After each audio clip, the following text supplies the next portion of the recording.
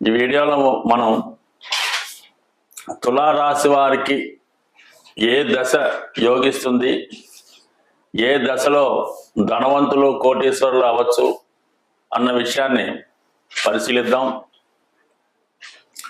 తులారాశి అంటేనే ఒక విధంగా ఐశ్వర్యవంతమైన అదృష్టమైనటువంటి రాశి. అంతర్లీనంగా ఈ రాశి ఈ లగ్నం మీద శుక్రుడి యొక్క ప్రభావం చాలా ఎక్కువగా ఉంటుంది. అయితే ఈ లగ్నం లేదా ఈ రాశిలో జన్మించిన వారికి శుక్ర మహాదశ చాలా ఆలస్యంగా రావడం జరుగుతూ ఉంటుంది. మరి ఆ కారణం వల్ల వీళ్ళకి జీవితంలో అదృష్టం ఎప్పుడు కూడా చాలా ఆలస్యంగా రావడం జరుగుతూ ఉంటుంది.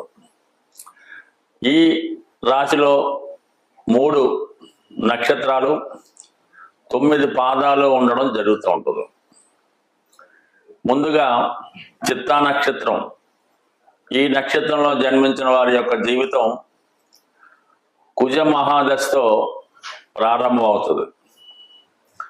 శుక్రుడి యొక్క రాశిలో ఉండడం వలన కామన్గా ఈ శుక్ర కుజుల కలయిక ఈ రాశి వారి మీద బాల్యంలో 3.5 సంవత్సరాల వరకు దాని ప్రభావం చూపడం జరుగుతూ ఉంటుంది. అంటే వీళ్ళకి బాల్యం చిన్నప్పుడు చాలా గారాభంగా ఏ లోటు తెలియకుండా హ్యాపీగా పెరగడం జరుగుతూ ఉంటుంది.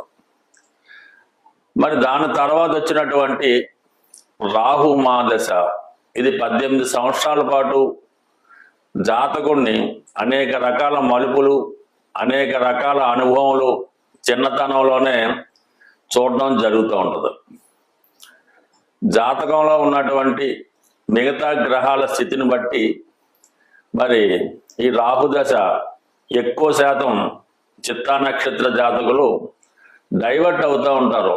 ఏదో ప్రాథమికంగా ఇంటర్మీడియట్ దాకా అటు ఇటు చదివి దాని తర్వాత కొంతమంది బ్యూటీషియన్ అని, కొంతమంది సినిమా ఫీల్డ్ అని, యూట్యూబ్ అని, టెక్నాలజీని ఆసరా చేసుకొని వేరే యాంగిల్లో వారు జీవితాన్ని నడిపిస్తూ ఉంటారు. అంటే ఏంటంటే 21, 22 సంవత్సరాల దాకా వీళ్ళ జీవితానికి సరైనటువంటి గమ్యం, డెస్టినేషన్ ఉండదు. దాని తర్వాత మాత్రమే వచ్చే గురు మహాదశలో అంటే 22 సంవత్సరాల తర్వాత ఒక 16 సంవత్సరాల పాటు వీళ్ళకి జీవితం ఒక సరైనటువంటి మార్గంలో నడిపించి అనేక రకాలుగా వీడి జీవితంలో అనుభవం పొంది మంచి గురువు ద్వారా ఒక మంచి అడ్వైజర్ అనొచ్చు, గాడ్ ఫాదర్ అనొచ్చు, మెంటర్ అనొచ్చు, వారి ద్వారా వారి దేనికైతే ఇంట్రెస్ట్ ఉంటుందో ఆ విద్యలో, అది సినిమా ఫీల్డ్ అవ్వచ్చు, ధనం సంపాదించేది అవ్వచ్చు, సాఫ్ట్వేర్ రంగం అవ్వచ్చు, అలాగే విమానాలు, ఈ టెక్నికల్ కార్లు, వాహనాలు సంబంధించి కూడా అవ్వచ్చు. ఈ విధంగా 38 సంవత్సరాల దాకా చంతా నేర్చుకున్న దాంతో కొంతవరకు అభివృద్ధి చెందుతూ దాని తర్వాత వచ్చే శని మహాదశ అంటే 38 తర్వాత వచ్చినటువంటి శని మహాదశ ఇంచుమించుగా 19 సంవత్సరాల పాటు జీవితాన్ని అత్యున్నత స్థాయికి తీసుకెళ్ళడం జరుగుతుంది. ఇందులోనే కోటీశ్వరులు అవుతారు, గృహం కట్టుకుంటారు, సేవాభావంతో ఉంటారు, అనేక మందికి ఉపాధి కల్పిస్తూ ఉంటారు. ఇంచుమించుగా 57, 58 సంవత్సరాల తర్వాత కంప్లీట్గా ఈ ధన సంపాదన మీద వ్యామోహం తగ్గి సంపాదించింది పిల్లలకి దారదత్తం చేసి వీళ్ళ ప్రశాంతమైన జీవితంలో మళ్ళా కొత్త లైఫ్, కొంతమంది రాజకీయ నాయకులకు వెళ్ళొచ్చు, ఏదైనా మొత్తం మీద నేమ్ అండ్ ఫేమ్ సంపాదిస్తారు. ఏదైనా 40 సంవత్సరాల తర్వాత జీవితం సెటిల్ అవుతుంది ఈ చిత్తా నక్షత్ర జాతకులకి, ఎస్పెషల్లీ తుల రాశిలో జన్మించిన వారికి. దాని తర్వాత వచ్చే మరి స్వాతి నక్షత్రం. అందరూ స్వాతి నక్షత్రం అన్నది చాలా అదృష్టవంతమైనది. అంటే వీళ్ళు పుట్టినప్పటికే చాలా సెటిల్మెంట్ అయి ఉంటారు వీళ్ళ పేరెంట్స్. అందుకే వీళ్ళు బాగా టెక్నాలజీగా, చాలా ఐశ్వర్యంగా, చాలా అడ్వాన్స్గా పెరగడం జరుగుతూ ఉంటుంది. ఏదైనా 18 సంవత్సరాల దాకా వీళ్ళ జీవితం కొద్దిగా అస్తవ్యస్తంగానే ఉంటుంది. వీళ్ళ తల్లిదండ్రులు ఈ పిల్లవాడు సరిగ్గా మన మాట వినటం లేదు, ఎప్పుడు ఏదో ఎంటర్టైన్మెంట్ ఈ యూట్యూబ్ సెల్ ఫోన్లోనే ఉంటున్నాడు, అసలు ఏమవుద్ది అన్న ఆందోళన పడుతూ ఉంటారు. అయితే 18వ సంవత్సరం దాటిన తర్వాత నుంచి అనూహ్యంగా వచ్చినటువంటి గురు మహాదశ వీళ్ళలో పరివర్తన చెంది 34వ సంవత్సరం లోపులోనే చాలా వరకు జీవితంలో చాలా ధనాన్ని ఐశ్వర్యాన్ని సంపాదించి ఇదే టైంలో వివాహం సంతానం అన్ని కలుగుతుంటారు. అలాగే వీళ్ళ యొక్క సేవాభావంతో సంపాదించిన ధనంతో అందరికీ అంటే కుటుంబ సభ్యులకి కావాల్సిన వాళ్ళకి హెల్ప్ చేయడం వల్ల చాలా వరకు వీళ్ళు మంచివారుగా పేరు తెచ్చుకుంటారు. 34 సంవత్సరాలకే జీవితంలో బాగా సెటిల్ అవుతారు.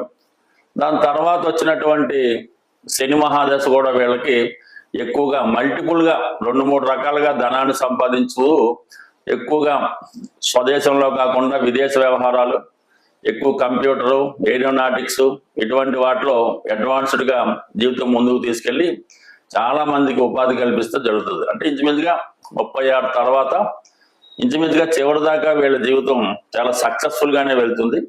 కొన్ని సందర్భాల్లో గ్రహస్థితి అనుకూలంగా లేనప్పుడు ఒకేసారి జీవితం తారుమారై మళ్ళా జీరోకి వచ్చే అవకాశం ఉంటుంది. అయినప్పుడు కూడా వీళ్ళు మళ్ళా ఎందులోనైతే ఫెయిల్యూర్ పొందారో తిరిగి అందులోనే సక్సెస్ పొందితే విధంగా వీళ్ళ జీవితం ముందుకెళ్తూ ఉంటుంది. బట్ ఏదైనా ప్రస్తుత సమాజంలో పోరాడి మనకు ఉన్నటువంటి పరిస్థితికి అనుగుణంగా ఎప్పటికప్పుడు అడ్వాన్స్గా వారి యొక్క లైఫ్ స్టైల్ మార్చుకుంటూ తొందరగా జీవితంలో గొప్పవారయ్యే జాతకులు ఈ స్వాతి నక్షత్ర జాతకులు. దాని తర్వాత విశాఖ నక్షత్రం అనేది చాలా డ్యూయల్గా నడుస్తూ ఉంటుంది. జీవితం ఒక చోట ప్రారంభమై ఒక చోట ఎండ్ అవుతుంటుంది. వీళ్ళు చదివిన చదువు ప్రారంభంలో కొంతవరకు దాన్ని ఉపయోగించుకొని దాని తర్వాత వేరే రంగంలోకి మారడం జరుగుతూ ఉంటుంది. ఏదైనా వీళ్ళు ఒకే ప్రాంతంలో కాకుండా 2 ప్రాంతాల్లో వీళ్ళు వ్యవహారాలు చేస్తూ ఉంటారు. వీళ్ళ జీవితం గురు మహాదశలో ప్రారంభమవుతుంది. బాల్యం కాబట్టి తులారాశిలో జన్మించడం వల్ల వీళ్ళు చాలా హ్యాపీగా ఇంచుమించుగా 16వ సంవత్సరం వచ్చేదాకా ఎటువంటి బాధ్యతలు లేకుండా లోటు తెలియకుండా బ్రహ్మాండంగా జీవితం సాగిస్తారు. 16 నుంచి 35వ సంవత్సరం మధ్యలో వచ్చే శని మహాదశ అనేక ఆటుపోటుకి గురి చేసినప్పటికీ కూడా సాధ్యమైనంత వరకు ఇదే జీవితంలో ఒక సెటిల్ అయి ఒక సాధారణ స్థితిలో సెటిల్ అవుతారు. 35వ సంవత్సరం వచ్చేంత వరకు కూడా. 35 తర్వాత వచ్చే మరి ఈ బుధ మహాదశ అంటే ఇంచుమించుగా 52 సంవత్సరాల లోపులో చాలా వరకు సెటిల్ అయి చాలా ధనం సంపాదించి చాలా హ్యాపీగా ఉండే జాతకులు. అయితే ఏదైనా శని మహాదశ వీళ్ళకి మిక్స్డ్గా ఉంటుంది. గురు మహాదశ వీళ్ళకి తెలియదు కాబట్టి బాల్యం గడుస్తుంది. బుధ మహాదశ బుధుడు ఉన్నటువంటి స్థితిని బట్టి వ్యాపార రంగంలో ఎక్కువగా అభివృద్ధి చెందే అవకాశం ఉంది. కష్టపడకుండా అంటే శారీరక శ్రమ లేకుండా చాలా సులభంగా తన మేధాశక్తితో అభివృద్ధి సాధించే స్టారు విశాఖ నక్షత్రం. ఈ నక్షత్రానికి మరి ఇంద్రుడు అలాగే అగ్ని అధిదేవత అవడం వల్ల వీళ్ళు మంచి అడ్వైజర్స్గా ఉండడం జరుగుతుంటుంది. మరి ఈ రాశి వారు పాటించవలసిన పరిహారాలు, ఇది వాయుతత్వ రాశి అవడం వల్ల ఎక్కువగా మరి ఈశ్వరుణ్ణి పూజించడం అన్నది మంచిది. అంటే ఎక్కువగా ఈ శ్రీకాళహస్తిలో ఉన్నటువంటి శివుడిని ఆరాధించడం వల్ల వీలైతే జీవితంలో ఒక్కసారైనా ఈ వాయులింగానికి అభిషేకం చేసుకోవడం వల్ల కంపల్సరీగా మీ జీవితంలో ఉన్నటువంటి సమస్యలు పరిష్కారం అవడం జరుగుతూ ఉంటుంది. చిత్తా నక్షత్ర జాతకులు చాలా వరకు మల్టిపుల్ టాలెంట్ కలిగి ఉంటారు. విచిత్ర వస్త్రధారణ కూడా కలిగి ఉంటారు. ఈ జాతకులు సుబ్రహ్మణ్య స్వామిని ఫోటో పెట్టుకొని వాళ్ళ ఆఫీసులో పూజించుకోవడం మంచిది. మారేడు చెట్టు వీళ్ళు పెంచడం వల్ల లేదంటే కుండీలో పెంచుకోవచ్చు, వృక్షంగా పెంచుకోవచ్చు. మారేడు దళాలతో శివుడికి అభిషేకం చేయడం వల్ల ఈ నక్షత్ర జాతకులు అఖండ సామ్రాజ్య యోగాన్ని పొందే అవకాశం ఉన్నది. ఇక స్వాతి నక్షత్ర జాతకులు వీళ్ళకి సంగీతం, మ్యూజిక్ అంటే చాలా ఇష్టంగా ఉంటుంది. సంగీత వాయిద్య పరికరాలు చిన్న బొమ్మలన్నా పర్లేదు వీళ్ళు గృహంలో పెట్టుకొని నిరంతరం వాటిని ఏదో పరిశీలించడం వల్ల ఏదో మృదంగమో పిడియలో మధ్యలో ఏదో ఒకటి వేణువు లాంటిది పెట్టుకోవడం వల్ల అనుకూలంగా ఉంటుంది. అలాగే వీరు ఆంజనేయ స్వామిని ఫోటో పెట్టుకొని సింధూరంతో అర్పించడం వల్ల, హనుమాన్ చాలీసా పారాయణ వల్ల, ఎందుకంటే వాయుపుత్రుడు హనుమంతుడు కాబట్టి ఇది వాయుతత్వ రాశి అవడం వల్ల, ఈ రాహు కూడా మరి వాయుగ్రహం కాబట్టి ఈ హనుమాన్ని పూజించుకోవడం వల్ల కంపల్సరీ విజయం లభిస్తుంది. ఒక గద అంటే ఈ మధ్యకాలంలో అందరూ పెట్టుకుంటున్నారు, హనుమంతుని గద లాంటిది. కానీ భీముడు కూడా వాయుపుత్రుడే కాబట్టి ఒక గద వీళ్ళు షోకేస్లో పెట్టుకోవడం వల్ల, మరి గదను కొంతమంది లాకెట్గా కూడా వేసుకుంటే చిన్నది వేసుకోవడం వల్ల కూడా అనుకూలించే అవకాశం ఉంది. ఇక విశాఖ నక్షత్ర జాతకులు ఎక్కువగా వీళ్ళు హోమాల్లో పాల్గొనడం వల్ల అనుకూలత ఏర్పడుతుంది. వీళ్ళు వృక్షాన్ని, పెద్దగా ఉన్నటువంటి వృక్షాన్ని పెంచడం వల్ల కానీ, లేదంటే తోటలు అటువంటి వాటిని పెంచడం వల్ల అనుకూలించే అవకాశం ఉంది. అలాగే వీళ్ళ యొక్క ఎప్పుడు దక్షిణామూర్తి ఫోటో పెట్టుకొని దక్షిణామూర్తి ఆరాధించడం, శివుడికి విధి విధానంగా అభిషేకం చేసుకోవడం వల్ల 100% వీళ్ళ యొక్క అభివృద్ధి ఎక్కువ కనబడుతూ ఉంటుంది. బట్ ఏదైనా ఈ తులారాశి వారు చాలా ఈజీగా, తొందరగా, ఇంచుమించుగా 36-35 సంవత్సరాలు ప్రాంతంలో చాలా మంది జీవితంలో సెటిల్ అయ్యి మంచి వాహనం, గృహాన్ని కూడా కలిగి ఉంటారు. స్వస్తి. సాధారణంగా జాతకుడి యొక్క జన్మ నక్షత్రాన్ని బట్టి దశలు, అంతర్దశలు, విదశలు నడుస్తుంటాయి. కొంతమందికి గురు మహాదశ, శుక్ర మహాదశ బాగా యోగిస్తాయని ఆశపడుతూ ఆ దశలు జరుగుతున్నప్పుడు కూడా కొంతమందికి పెద్దగా వాళ్ళకి సక్సెస్ రాకపోవడం, నష్టాలు పాలవడం జరుగుతూ ఉంటుంది. దానికి గోచారం అంటే ఏలినాటి శని, అష్టమ శని, అర్ధాష్టమ శని జరుగుతున్నప్పుడు జాతకుడికి ఎంత గొప్ప దశ జరిగినా అవి ఫలితాన్ని ఇవ్వడం జరగదు. ఆ కారణం వల్ల అది కూడా మనం అబ్జర్వ్ చేసుకోవాలి. చాలా మంది కొద్దిగా కన్ఫ్యూజ్ ఉంటుంది. కొంతమందికి శని మహాదశ నడుస్తుంటుంది, 19 సంవత్సరాలు శని మహాదశ నడుస్తూ ఉంటుంది.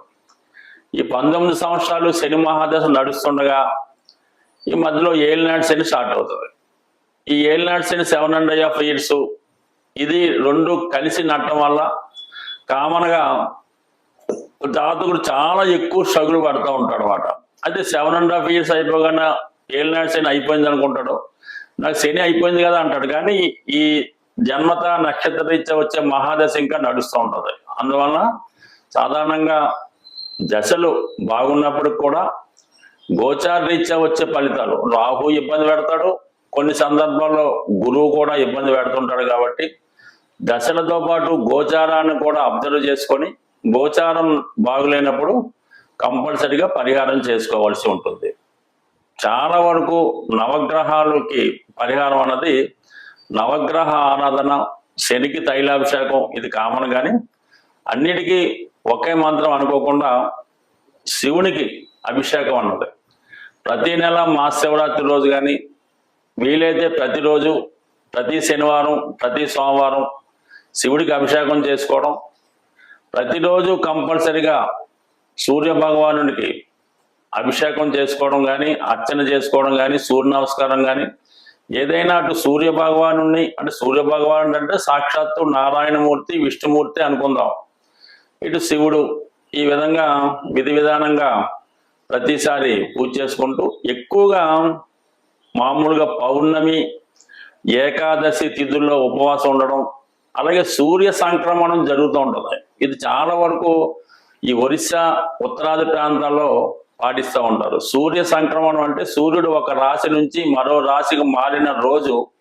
ప్రతి ఒక్కరూ కూడా పుణ్యస్థానం ఆచరించి ఆ రోజు ఉపవాసం ఉండడం వల్ల అన్ని నెలలో, ఈ 12 నెలల్లో వచ్చినటువంటి అన్ని దోషాలు, అటు గోచార రీత్యా వచ్చినవి, దశల రూపంలో వచ్చినవి చాలా వరకు పరిష్కారం అవుతాయి.